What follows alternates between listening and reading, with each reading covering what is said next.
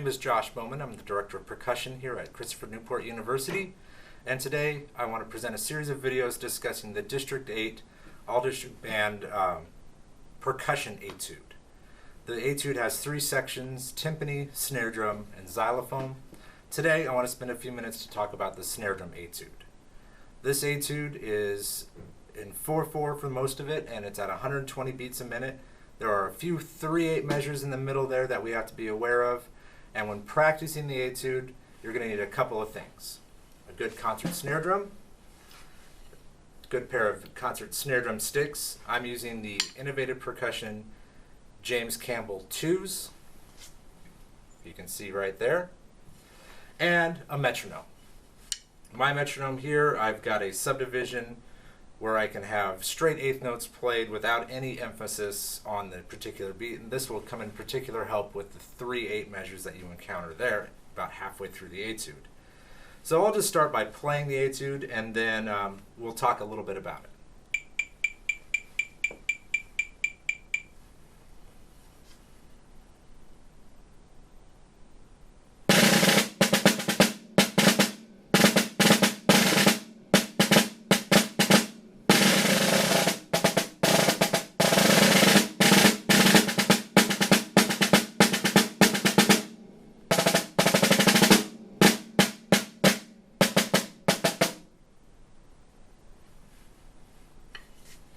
Okay, so with this etude, like I said, we're in 4/4 at 120 beats.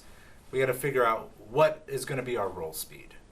For this etude at this tempo, 16th notes work really well for our roll speed. It allows for a smooth connected roll without sounding frantic or sounding really pressed into the head. So for instance, if I were to play just the very first measure without the multiple bounces in my roll, I would just be playing this. One more time. With the bounces. So it allows for a smooth connected roll, and it will also allow you to maintain tempo all the way through the etude. Okay. The next thing we're going to look at here is dynamics. Mezzo forte, so we don't want to be too loud here at the very beginning. We have a piano with a 3/8 measure, and then we have forte at the 4/4 measure, which is measure 24. And then finally, our loudest dynamic is going to be at the very end at the fortissimo with the quarter note followed by the quarter note triplets. So, an opening dynamic, think of mezzo forte as just a nice normal speaking volume that you would have with a conversation with a group of friends.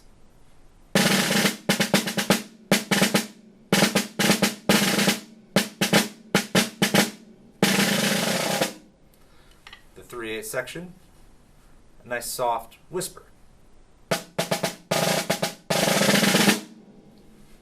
Okay, and then forte, we're getting a little bit more aggressive and loud here.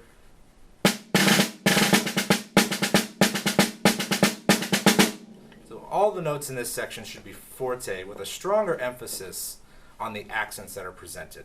The accents presented here are very interesting because they're really going to alternate hands, rights to lefts, back and forth.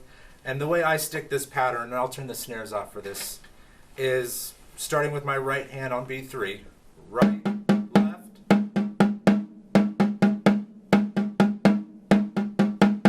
So it's right, left, left, right, right, left, left, right, right, left, right.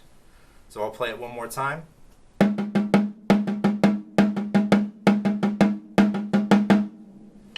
And a little bit closer to tempo, or at tempo I should say.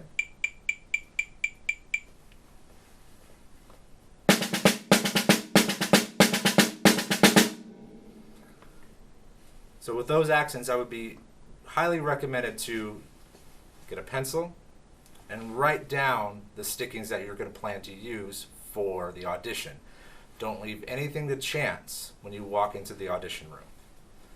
Finally, we have our 60-note triplets, crescendoing to fortissimo, and then we have two measures to get down to pianissimo, so we've got a long way to travel. So we need to take those entire 2 bars to get soft. So here is the downbeat of measure 26, and I'll play to the end.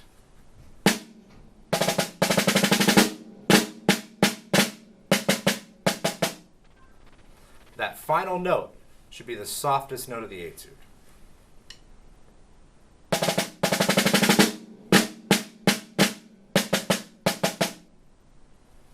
And one more time, I'll play it all the way through.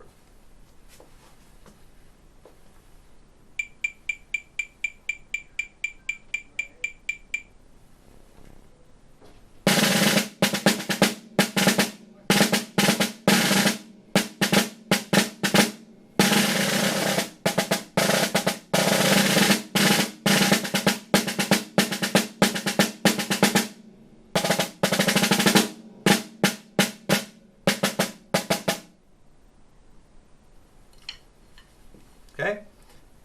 For our next video, I'm going to be discussing the xylophone etude.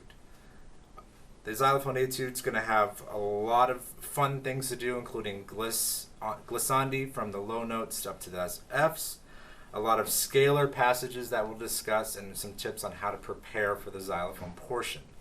I hope you enjoyed this video. Please come on back for part 2, which will be xylophone.